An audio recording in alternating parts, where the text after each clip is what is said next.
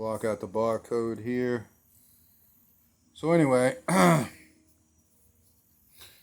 bought these tires, I don't know, a year and a half ago or so. Got 20,000 miles on these tires. These are for 16-inch rims. I'm making a video about this tire because I've owned a lot of tires in my lifetime for heavy trucks and cars and such. And I have to say that this Continental this VanContact is probably one of the best tires I've ever owned. This is a 10-ply. Don't get them confused. I don't know what the 6-ply is like, but this 10-ply right here has resisted every single nail that's ever come its way. I'm not guaranteeing that. I am not sponsored by this company. Now, if this company comes in later and finds out that Continental, they find out, I made a really good review about their tires, that doesn't count for all their tires because I don't have experience with all their tires. All I can say is that these tires, and this tire cost me $405 a piece, and I got 3 of them.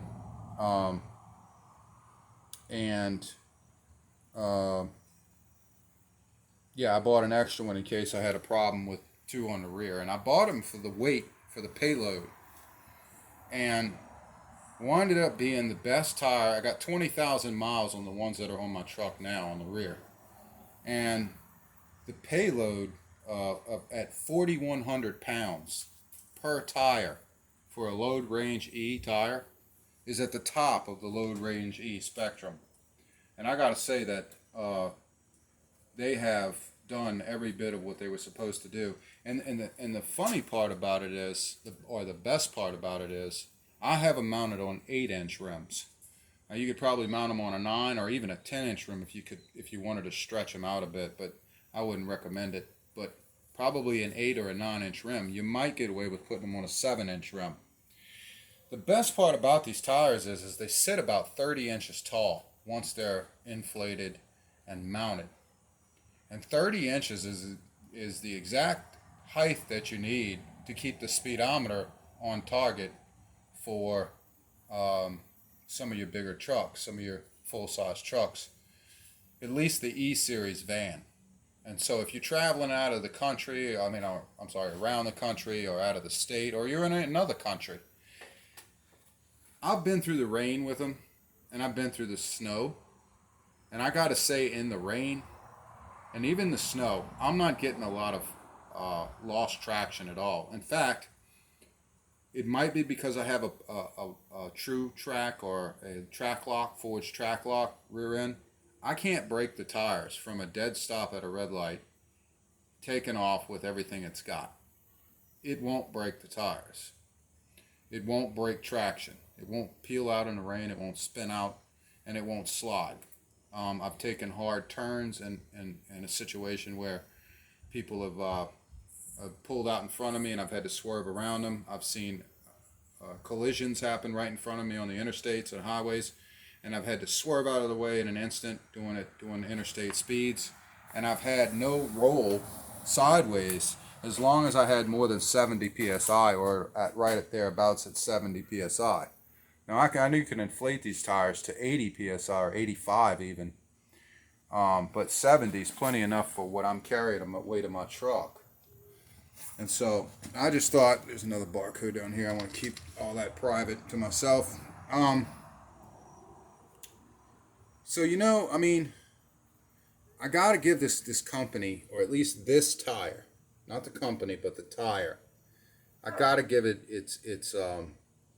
its true review, because with 20,000 miles on them already and hardly nowhere, and all the places that I've been to do service work at, and all the nails I've run over, and all the highway trips I've had to take, and going through the snow and all that. 4,300 pounds. Is it 43? Max load single, 4,300 pounds. Jeez, that's max inflation pressure, 90 psi. Wow. Well, I underrated them then, because that must have been the other one, the Vancos, the previous version. The previous version of the tire was called a VanCo. Made by what? It's the same company. Continental. Instead of VanContact, it was VanCo. 4 VanCo. seasons. So the VanCo is discontinued, I guess, because the tread was shallow on the VanCo. I still have those on the front of the vehicle, and they're still holding up. And they're a lighter load at 39. They've been on there longer than these have been on the rear. Yeah, I know. Two years. So 20,000 miles on these alone got me, here, let's take a look. Now, these are a 285, 65, 16. So 131R, that's important to remember. That's the weight rating and the speed rating, I think. Well, yeah, Something okay. like that. Right. So let's take a look, and you can see this one has never been mounted, and it's set to be mounted, and I don't know what that is. But did I say the best part about this is that when I went to go have them balanced, their balancing machine actually they weren't able to really balance them. They said well, first of all, they're heavy, but second of all, their balancing machine had a problem detecting an out of balance. But they tried to side balance them, and a hydrostatic balance or something. I think some kind of new Dynamic balance or something? Dynamic balance, and then you have the old-fashioned balance where you just stick one weight in the rear, and they try to do side to side and all types of different ways of balancing. And I'm not really sold on the whole balancing your tire thing. Never have been, because I've never had a shop really get, maybe once or twice, get balancing correct. I've had more luck with missing weights on tires than I have balanced. So you're saying these came out the factory straight? What I'm saying is, or at least these did. What I'm saying is where are they made, in Russia or Like Slovakia or something. Slovakia? Like Eastern Europe. Okay, Eastern Europe. For an Eastern Europe tire and not made in China or whatever, or some junk factory, they are balanced pretty well out of their mold. Either that or I got extremely lucky with 2 of them so far, and the ones on the front, because none of the tires on my vehicle are balanced. They're not balanced because they can't seem to do a proper balancing job. So let's look at the ones with 20,000 miles. Let's compare the tread, right? Look, here's the tread here. Pretty deep, nice. Never really been, never mounted. Never rolled except for just some dirt. On the ground here. Yeah, never been mounted. So, I mean, you can look at the bead and tell that. So, well, there was no mounting on the bead. And then we'll measure the tire in a minute, so you know. If you're interested in some tires, you're going to pay through the nose, but I promise you they're going to last. As far as I'm concerned, I've owned Mickey Thompson, Michelin, Cooper, just about every tire out there, and I wasn't keen on these tires because they were highway tires, and I always liked all-terrain tires, and I've liked other types of tires that were cheaper. So I've never really had a tire really last me past 20,000, 30,000 miles, and until I was dissatisfied to where they were worn down too much. I know a lot of people will run a lot longer than that. Maybe some BF Goodwrenches. I used to own a lot of BF Goodwrench in my time. They were okay, BF Goodrich, but these Continentals have proven themselves to me in the last 20,000 miles. And I'm going to just go ahead and buy another one and stick it on the front, and then I'll rotate it to the rear. Or I'll put 2 new ones on the front and replace the previous version of these. Use them for spares. Or wait till they wear out and then keep this one stored away like it has been for the past year, and store it away until I get the next one. Now I know they have an expiration date on them, but if you keep them out of the humidity, you keep them out of the sun, you keep them in a fairly dry, cool area, it cuts down on dry rot. So it's kind of like a warehouse storage. So even though you have a code, an expiration code on them, I still say if you keep a tire from the elements and non-inflated, you might get by without the oxidation and dry rot. That truck over there is a testament to that. Yeah, I know that already. The mud grips on it since 2013. But anyway, those were exposed to the elements. That's a set of Maxims. Maxxis Bighorns? Yeah, Maxim. I don't know that a lot of dirt bike sponsors or whatever, a motocross sponsor company and four-wheel drive company sponsor folks use those tires. But those were an experiment. But these were the ultimate experiment, and they were worth every bit of the money that I paid for them because I don't have to look for any more tires. I think RV guys would love these tires. They are actually use them already, I think. Well, the reason I found them is because I was searching for the exact right height tire for the Econolines that come with the larger size cargo tire. Now there's a 28-inch or 29-inch tall tire, and there's a 30-inch tire. And I think the factory tire calls for a 245, 75, 16. That's right. We had those before. That's a factory Econoline tire for cargos and I guess the bigger 1-ton vans. And then the maximum size tire for the other vans 225. were 225, 75, 16. Those are hard to find in load range E. Well, they don't. Really only one type of tire we could find out there was a Walmart special. No, they make Vancos too for that, I think. Yeah. But they're a lighter load range, and they're skinny as a rail, and they really don't do a lot as far as weight and traction. A traction, I guess, would be the same as these. I mean, a little bit less because they're skinnier. But I really wanted a heavy-duty tire that could carry a heavy payload, and this proved itself over and over again. I put a lot of weight, so I'm going to quit bragging about this tire because this is not a tire commercial. This is just for Econoline guys out there who can't really figure out, hey, what is my next set of tires? What can I do? What tire can I get if this is the end of the world and they're quitting tires and they're putting tariffs on everything and we can't get anything and we're going to have to go a really long time without tires? What's my next set of best tires if I'm going to be stuck with something for a very long time? Well, if you're not spending a lot of time off-road, and also I've been off-road with mine, fishing, and I have not gotten stuck. Now that might be because of the True Track or the track lock, the forged track lock, posi in the rear. But also, these tires didn't do a whole lot of spinning either. But I didn't try to get stuck. I didn't go in any heavy mud holes or anything with a almost 10,000 pound vehicle, or at least 80 something, 8,000 some change, or whatever it weighs total with tools and everybody in it. Maybe 9,000 pounds. Heavy as a Hummer. Yeah, well, no, because that would be extra road tax. You can't say that on camera. True, you're right. Shut up. Okay, thanks. Anyway, come look. All right. Yeah. Okay, 20,000 miles. Make sure it's the same. People know that it's the same tire. Go to the sidewall. Y'all have seen these tires before. I said my other video was not a tire video. This one is a tire video. What is the best tire? Now that's 20,000 miles, and that's on the passenger side. So if this van was a one-tire fryer, it would be this tire that took the brunt of the wear. Since this is the passenger side, what would be considered a pulling wheel. But this is a posi unit, so that might not count. But at the same time, these tires were also on a Dana 60 axle.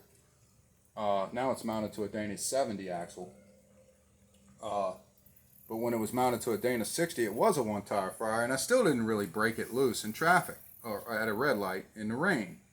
So there's something, I don't know, maybe if the compound is the right softness and hardness to make out the difference between less wear plus traction. And I think the rubber compound is where all that really matters, and the construction of the belts, because I was always concerned about putting a lot of weight on the rear of a truck and then causing a belt to pop and then have an egg or a warped tire or a tire with an egg in it somewhere, or a popped belt where it was uneven and wobbly. And I got that with Mickey Thompson's by overloading them. I got that with other tires by overloading them. Michelin's. I had some Coopers. I overloaded them. I had eggs pop up. And these, I have not been able to overload yet. Maybe it's because they're rated for 4,300 pounds. 4,300 pounds is a lot of weight for one tire. The Mercedes-Benz 3500s use these a lot. The big, tall vans with the Right, the ones the that dualies. the ones that they don't make anymore, right? Yeah, I mean, it's the one that came as a dually, but if you wanted to have a single tire, A instead super of two single. tires, yeah, a super single. So this is a super single tire then That's what they use them for. Yeah. for that Mercedes, right? Okay, so that probably would look okay on a 9-inch rim. That's an 8-inch rim. It would probably look good mounted on a 16x9. The 16x8 is more common, and it would probably still look good on a 16x7. But a 16x8, you have less of a belly here coming out, you know? Great medium size. Right, and a 16x7 factory forward rim would probably suck in a little deeper, so it'd have a little bit more of a belly. We're only talking about an inch, but it would probably still mount to that just fine. So look at the other tire on the other side. Okay. Driver's side. So this is the driver's side. You still look good. All right, girl. Yeah, I'm gonna feed you in a minute. So this is what we got. I mean, 20,000 miles. Jeez, I mean, any other tire that I would have had, pulling trailer and all that stuff, would have been toast by now. Or not toast, but it would have been down significantly more than that. I mean, there's a brand new one right next to it, right? Right? I mean, look at that. That's not bad for 20,000, right? No. I mean, Nope, just about the same, just about. I know it's worn down a bit, but not that much. For a heavy vehicle, that is not bad. I guess that mold mold line was on these two before, and it just wore off or somewhere. But right here, I see it. you see, man, that's crazy. I mean, all right, well, whatever. I'm not gonna keep bragging about the tire. I'm just giving you guys options for height and width. If you want something a little wider with a little bit more traction. Can we have a tape measure and demonstrate? Yeah. Let's look.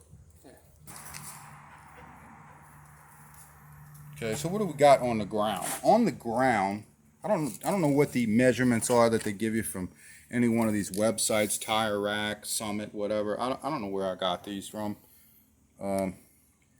I'd say I think actually Amazon is where we got this from. Maybe. I wouldn't. I'm not shopping. I don't know though. I'm not shopping there no more. But if there's all these different discount tire companies that send them to you, there are some tire companies that have them. Simple Tire had them, I think, too. 9 inches of ground contact. My BF Goodwrench is my 50 series tires. 265 60 15s? No, 50. 265 50 15s. Drag tires? Well, I don't know if you'd call them drag tires. The BF Goodwrench were hard as a rock, so all they did was spin on a Trans Am. I think they were right around 11. And these tires were not that bad for truck tires. All the rest of the factory tires are a lot skinnier than this. I think you're getting like 7 on the ground, 8 on the ground. These are 9 and an eighth, 9 and a quarter almost. If you blow them up, probably. Let's look at when it's blown up. Come over here. Let's see what they blow out to. All right. So they're still about the same. About 9 and some change, right? Yeah. So what is the height? What do you think we got in this? About 70 PSI? Yeah, right about 70. I mean, over time, probably went to about 69, but yeah. I haven't aired these tires. I haven't put any air in these tires in a really long time, right? Yeah. So, where are we at? We're center. And this is really a bad way to measure the height of a tire. Almost 30. You should go this way, technically, and stay in the center of the center cap. That should give you a better idea. Okay, I'm not even yet here because the tire bows down a little bit. Okay, that would be even with the center hitting the ground. 30. Just about. That's 30. about where we are. So right at 29 3/4, 30. So we're falling in that category there in that area. So like spending your speedo off. So my speedo is not off. I did a phone GPS speedo program, some cheap app on the phone. And I don't know if y'all think that that's accurate or not, but I tried it on 2 different phones. I had a newer phone and an older phone. The phone that I'm filming on is a cheap piece of junk, but I did it on a cheap Android phone, and I did it on a more expensive one. And I had a friend do it too, pace me in a vehicle that was up to date on a new car. And we were talking, and we were all within a 1 mile an hour speed limit, and the phones were accurate, right on the money on the speedo. So I don't see any problems with speedometer. So what else can we measure? So Okay, so the mounting, if you were to go to stick these on something bead to bead, and you had something like a 7-inch bead, the tire would have to suck in. And this is a 10-ply tire, so the sidewalls are pretty thick. You would suck into about right there, I guess, and then 8, you would pretty much be even. And I know on some of the websites it says must have a 8-inch rim. Other ones say 7 through 9. Some say perfect for a 9-inch rim. I got them on 8-inch rims and they're fine. And looking at them and mounting all the tires I've mounted myself, I'm not going to make videos of me mounting. I'm getting a little bit too up in age to sit here and mount tires manually. But mounting them is a lot easier than dismounting them. I can tell you that. Yes, that is true. I can tell you that. Okay, beating with a tire hammer and all that. But mounting these tires are pretty simple with soap. You know, I've mounted the 2 on the back of my truck. I didn't bring them to a shop to mount. They got the old carburetor trick too. You don't need to do that with these because the bead is gonna get right on the rim and do fine. Right. So that's not necessary, and we're not trying to stretch these. But the Vanco's tires before this, I mounted on 10-inch rims. That was a different story. They were similar to these, just with a slightly different tread pattern. They had like octagons instead of a whole lot. Well, that's like easy. that. Just go film the front. Because Yeah. I got those are twice as old or 3 times as old as these. 3 times. Sure. Yes, they're shallow. Front. Maybe twice. It was shallow. And the tread had always been shallow like this. Yeah. And I think that's one of the reasons why they discontinued these Vancos 4 season. 4 seasons. The other ones are technically 4 season also. They just don't say. You know, they don't just say Vanco 4 season. It's just VanContact. Yeah, I couldn't find these anymore. So I said, well, It's the same tire, 285, 65. so these we took off of 10-inch rims, and they'd been on for a while, and so they got stretched, and they're still right around 9 at the tread, but for some reason they look wider than the others, but they're not. And they're on the front, and they're still fine, and I'm going to run them for a little bit longer. What do we have them on the front, PSI wise? Oh, like 55? Yeah. Oh, no, or 50? Something low, because if we had them too high, and it was just it was a rough ride. Well, it felt like a concrete truck, you know, like a concrete delivery truck. I mean, it felt crazy. It felt like a dump truck. So, yeah, you can't put that much air in the front of any Econoline, really, and expect a smoother ride. So, we dropped them down to 55 or But whatever. they're handling them. Definitely handling them. Yeah, they're fine. They're doing fine in the rain, too, even though I don't like how shallow that tread is. So I'm guessing that they redesigned that tread, and they went with this tread, and when they did that, I had no spinning whatsoever. Now, those were on the back at one time on a 10-inch rim, The front ones? the front ones, and I was able to get them to spin. But these, they won't spin. And I thought maybe, well, it's going to be a soft compound rubber, that's why they won't spin. And guess what's going to happen with a soft compound rubber on a hot day? They're gonna freaking wear out, you know, and 20,000 miles has passed, and they're not worn. So what can I say? Okay. Anyway, I hope this video was helpful on the Continental 4-season Vanco. VanContact. VanContact, sorry. AS. I guess that's what AS means, all season. Yeah, all season, right. So they turned out to be better than than the all-terrains and some of the other bulletproof tires that I've owned.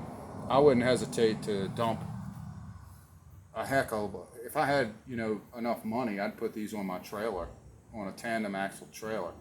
And then I could carry whatever I wanted, as if the axle would hold it. Definitely good for a professional fleet vehicle if they were hauling every day. Any fleet vehicle. Really? Not this is overkill for an Econoline. Yeah. Overkill. Unless you're putting them on like a Class C motorhome. That's where these specialize. I think a lot of mobile home people use these tires because Well, all the then, way. see, the motorhome guys should relate to this. But putting them on a van that's lighter gives you the option to run over nails. They last a lot longer. Has taken a few nails before. Construction site, the nails just stick and bend over. And I grab a pair of Klines and pull them out. And I'm putting spit around the area and spraying it with water when I get somewhere, pouring my bottled water on it, and I got no bubbles. What can I say? So far, that's been, maybe I've been lucky, but all the construction sites that I go to daily, driving in and out of the city, 50 miles both ways, got no problems. Anyway, thank you guys for watching. I hope this helps you decide if you were looking at the Continental and you were looking at other tires, decide what's in your budget and what you can afford, and hope to help. I'm always trying to help the consumer, not these damn big corporations, because we need that kind of help now more than ever. So this video is not about the corporation or the company that made the tire. It's about the product, and if they make a good product and it helps the consumer, then I'm going to give them their credit where it's due, because I am one heck of a harsh critic on just about everything. If you ever watched any of my videos back beyond this one, you understand that I'm a very harsh critic. If something's a piece of shit, I'm going to tell you it's a piece of shit. This tire, so far, has proven itself. Now, if one of these blow out on me tomorrow, I'll be the first one to get on YouTube and call this thing what it is, a piece of shit. But right now, it's proven itself to be a good tire. Thanks for sticking with me this long. Y'all have a good day, good night, whatever. And hang in there. It'll get better sooner or later.